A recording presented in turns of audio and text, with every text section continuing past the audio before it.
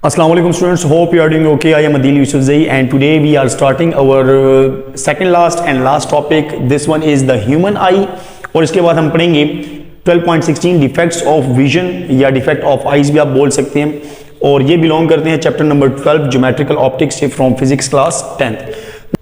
तो हमारा first topic है द ह्यूमन आई।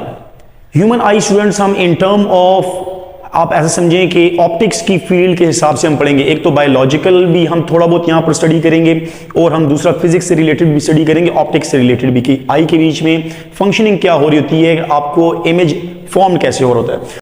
अब स्टूडेंट्स यहाँ पर देख लेते हैं कि ह्यूमन आई वर्क कैसे करती है। सिंपल अगर मैं एग्जाम्पल दूँ तो जैसे एक कैमरा वर्क करता है, सिमिलरली ह्यूमन आई भी इसी तरीके से वर्क करती है। इस जिस तरह कैमरा में लेंस होता है, यहाँ पर भी आपके पास लेंस होता है, वहाँ पर फोटोग्राफिक फिल्म होती है, यहाँ पर भी उसी तरीके से एक फोटोग्राफिक फिल्म होती है जिसको हम डिफरेंट नेम से लाजिमी बात है डिनोट करते हैं। अच्छा स्टूडेंट्स, यहाँ पर मैं आपको एक पिक्चर शो कर रहा हूँ। इस पिक्चर में आप अगर देखें तो एक आई का एक फ्रंट व्यू आपको दिखाया गया। इसमें जो व्हाइट पोर्शन होता है स्टूडेंट्स इसको हम बोलते हैं स्केलेरा बोलते हैं। बीच में जो ब्लैक पोर्शन है स्टूडेंट्स, बिल्कुल सेंटर में जो डॉट होता है इसको हम बोलते हैं प्यूपिल, और जितनी भी लाइट आती है वो इसी में आके ट्रैप होती है। अब इस प्यूपिल के इर्द गिर्द इसको सराउंड किया होता है, कंट्रोल किया होता है किस चीज ने, एक और पोर्शन उसको हम बोलते हैं कलर्ड पोर्शन होता है, उसको हम बोलते हैं आइरिस बोलते हैं स्टूडेंट। तो ये मैंने आपको बता दिया फ्रंट व्यू। अब मैं साइड व्यू की अगर बात करूं तो मैंने साइड व्यू आपके पास जो आई बॉल है उसका बनाया हुआ है। अच्छा स्टूडेंट, सबसे फर्स्ट पार्ट हम आई का पढ़ लेते हैं जिसको हम बोलते हैं कॉर्निया। तो हमारी आई के ऊपर एक लेयर टाइप होती है, उसको हम क्या बोलते हैं, कॉर्निया बोलते हैं। और सबसे पहले लाइट जब आती है तो इसी के साथ आके टच होती है। आप ये भी समझ लें कि जो डस्ट पार्टिकल है वो भी आके इसी के ऊपर आके अटैच हो जाते हैं, मतलब ये आपकी इंटरनल आई को प्रोटेक्ट करता है। तो आउटर लेयर ऑफ आई है, लाइट सबसे पहले इसी के पास आती है। इसके बाद स्टूडेंट आइरिस यहाँ पर लिखे, लेकिन आइरिस में बाद में पढ़ाऊंगा, पहले मैं प्यूपिल के बारे में पढ़ा लेता हूँ। तो प्यूपिल आपकी आंख का जो सबसे सेंटर पोर्शन उसको हम क्या बोलते हैं, प्यूपिल बोलते हैं। और प्यूपिल बिल्कुल ब्लैक कलर का होता है स्टूडेंट, ये बिल्कुल ब्लैक कलर का होता है। और ब्लैक कलर का यही समझ लें कि ब्लैक कलर क्या होता है, बेस्ट एब्जॉर्बर होता है। तो जितनी भी लाइट आती है ये उसी को एब्जॉर्ब करता है और आगे फिर पास करता है। तो मतलब ये है कि जो लाइट की इंटेंसिटी है वो यहीं पर आ रही है। क्लियर हो गया? तो मैंने यहां पर लिखा है the black portion of I catch light and pass it next. Clear? इसके ऊपर ही स्टूडेंट इस प्यूपिल को कवर किया होता है एक और चीज जिसको हम क्या बोलते हैं, आइरिस बोलते हैं। अब आप ऐसा समझें कि iris is the covering part of प्यूपिल। तो ये जो भी कलर्ड पोर्शन ऑफ आई होता है, तो हमारी आंख का जो कलर्ड पोर्शन है इसको हम क्या बोलते हैं, आइरिस बोलते हैं। It control the opening and closing of प्यूपिल। आप ये समझें कि आपकी आंख का जो प्यूपिल है इसके ऊपर है आइरिस। तो आइरिस इंक्रीज या डिक्रीज होता है और इसकी वजह से जो प्यूपिल का जो फेस है वो इंक्रीज और डिक्रीज होता है। तो आप ये समझें कि प्यूपिल की जो ओपनिंग और क्लोजिंग है उसको कौन कंट्रोल कर रहा है, असल में आइरिस कंट्रोल कर रहा है। क्लियर? और वो इंक्रीज और डिक्रीज होता है क्यों, उसका मैं रीजन बताता हूं स्टूडेंट्स। और साथ ही साथ ये आइरिस क्या करता है, कंट्रोल द लाइट इंटेंसिटी। अब यहां पर मैं बात कर लेता हूं। देखिए हमें अगर इमेज नजर आ रहा है तो इसका मतलब है कि उस ऑब्जेक्ट से लाइट आती है और हमारी आंख पर पड़ती है। अब वो जितनी भी लाइट आ रही है हमारे प्यूपिल पर आके पड़ रही है। अब मान लेते हैं कि लाइट की इंटेंसिटी बहुत ज्यादा कम है, लेकिन हमारी प्यूपिल को लाइट ज्यादा चाहिए। अब लाइट अगर ज्यादा चाहिए तो ये जो आइरिस है इससे पीछे हो जाता है, मतलब दूर हो जाता है, जिसकी वजह से प्यूपिल का जो सरफेस एरिया वो ज्यादा हो जाता है। अब ज्यादा लाइट आएगी इसके ऊपर पड़ेगी और ये अंदर पास करेगा, मतलब नेक्स्ट पास करेगा, तो हमें फिर सही तरीके से नजर आ सकता है। और सिमिलरली अगर लाइट की इंटेंसिटी बहुत ज्यादा है जिसकी वजह से अब लाइट टू मच आ रही है तो हमारे जो प्यूपिल है ये श्रिंक हो जाता है। श्रिंक होने का रीजन क्या होता है, जो ऊपर से आइरिस है वो इसके ऊपर आके कवर कर लेगा इसको, जिसकी वजह से जो प्यूपिल का जो सरफेस एरिया वो काफी स्मॉल हो जाएगा और अब लाइट थोड़ी आएगी जिसकी वजह से आपको प्रॉपर तरीके से नजर आएगा। तो आप ये समझें कि ये जो आइरिस है ये कंट्रोल करता है प्यूपिल को। तो शॉर्टली हम ये सोचेंगे कि अगर लाइट की इंटेंसिटी बहुत ज्यादा है तो प्यूपिल क्या हो जाएगा, श्रिंक हो जाएगा, और अगर लाइट की इंटेंसिटी बहुत कम है तो प्यूपिल डायलेट हो जाएगा अच्छी विजन के लिए।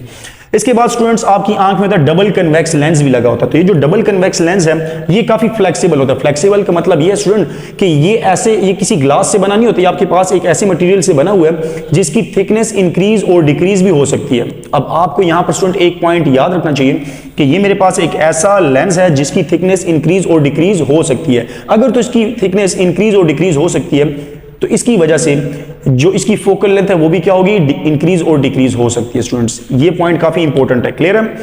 इसके बाद आपके पास है रेटिना। तो यहां से जो लाइट आएगी कॉर्निया से लाइट आएगी प्यूपल पर, प्यूपल से आएगी डबल कन्वेक्स लेंस पर, और डबल कन्वेक्स लेंस के बाद लाइट एक इमेज की फॉर्म में जाती है, कहां पर पड़ता है? रेटिना।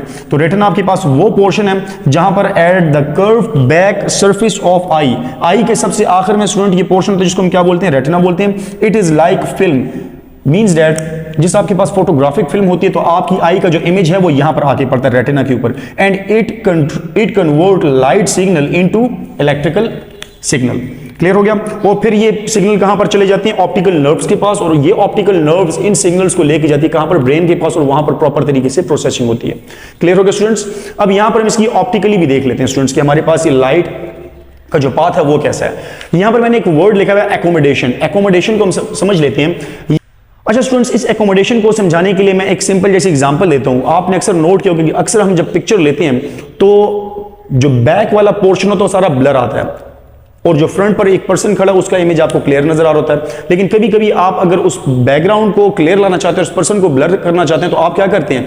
उसके वहां से डायल को इंक्रीज और डिक्रीज करते हैं, जिसकी वजह से उसकी फोकल लेंथ इंक्रीज और डिक्रीज होती है। अब यही फंक्शन हमारी आई में भी होता है, जो कंट्रोल कौन करता है? सेलेरी मसल्स उसको बोलते हैं, और सेलेरी मसल्स कंट्रोल करते हैं फोकल लेंथ को कंट्रोल करते हैं by changing thickness of lens. हमारी आई का जो लेंस है उसकी थिकनेस को इंक्रीज और डिक्रीज कौन करता है? सेलेरी मसल्स, जिसकी वजह से इसकी फोकल लेंथ भी चेंज होती है, और इसी चीज को हम क्या बोलते हैं? एकोमोडेशन बोलते हैं। और ये इसका रीजन क्या है? कि उस ऑब्जेक्ट का इमेज प्रॉपर तरीके से हमारी आंख पर पड़ सके, मतलब रेटिना के ऊपर प्रॉपर तरीके से आ सके।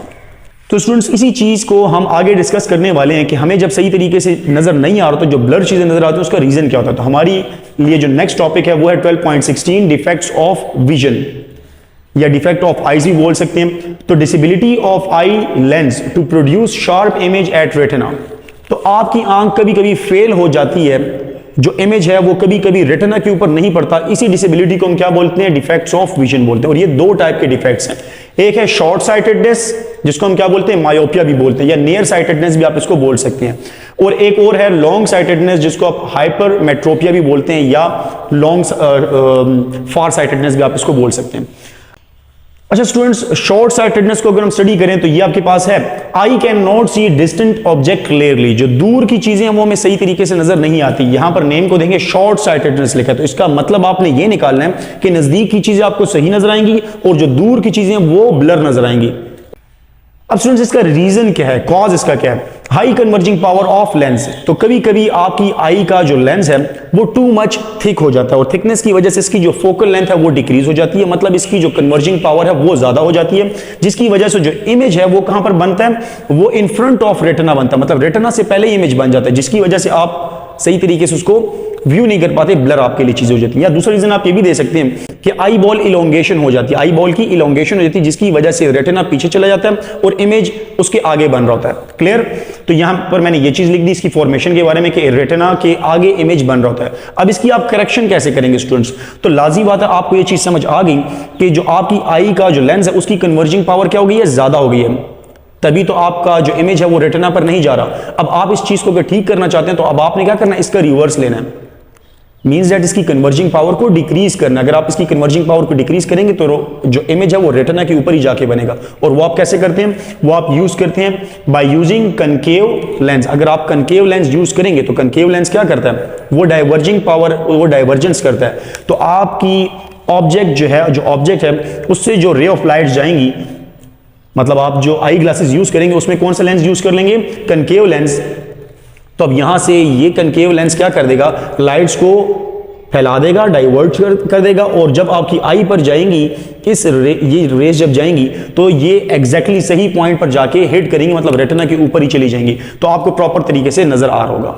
इसके बाद स्टूडेंट आपके पास है लॉन्ग साइटेडनेस, जिसको हम हाइपरमेट्रोपिया भी बोलते हैं। तो लॉन्ग साइटेडनेस स्टूडेंट्स आपके पास ऐसा डिफेक्ट है जिसमें आप दूर की चीजों को क्लियर देख सकते हैं और नजदीक की चीजों को आप क्लियर तरीके से नहीं देख सकते, मतलब वो ब्लर आपको नजर आती है। और इसकी वजह क्या होती है? इसकी वजह आपके पास होती है आपकी जो आई का जो लेंस है उसकी कन्वर्जिंग पावर डिक्रीज हो जाती है। और कन्वर्जिंग पावर के लिए कौन रिस्पॉन्सिबल है? आपकी आई का जो एकोमोडेशन प्रोसेस है वो उसको कौन कंट्रोल करता है? सेलेरी मसल्स कंट्रोल करते हैं। तो हम यहां पर ये बोल लेते हैं कि यहां पर इसकी जो कन्वर्जिंग पावर है वो डिक्रीज इसलिए हो गई क्योंकि यहां पर जो लेंस है वो काफी थिन हो जाता है, और थिन होने की वजह से उसकी कन्वर्जिंग पावर डिक्रीज हो जाएगी, उसकी फोकल लेंथ ज्यादा हो जाएगी, और फोकल लेंथ के ज्यादा होने की वजह से अब जो इमेज बन रहा होगा वो कहां पर बनेगा, बिहाइंड द रेटिना बनेगा। स्टूडेंट्स यहां पर मैंने लिखा हुआ है इमेज फॉर्मेशन के बीच में, यहां पर इसमें लिखा हुआ है कि आपके पास जो इमेज है वो बिहाइंड द रेटिना बनेगा। अब आप चाहते हो कि ये इमेज कहां पर बने, रेटिना के ऊपर बने, तो लाजी बात है आपको एक चीज पता है कि यहां पर इसकी कन्वर्जिंग पावर डिक्रीज हो गई है। आप इसकी कन्वर्जिंग पावर को अगर ज्यादा करना चाहते हैं तो आप कौन सा लेंस यूज करेंगे, कन्वेक्स लेंस यूज करेंगे, means that converging lens use करेंगे। तो मैंने वहां पर क्या लिखा हुआ है, बाय यूजिंग कन्वेक्स लेंस। आप अगर कन्वेक्स लेंस इसके सामने लगा दोगे स्टूडेंट्स, तो आपके लिए जो इमेज है वो एग्जैक्टली कहां पर आ जाएगा, रेटिना के ऊपर आ जाएगा, और आप इनको प्रॉपर तरीके से व्यू कर सकते हो।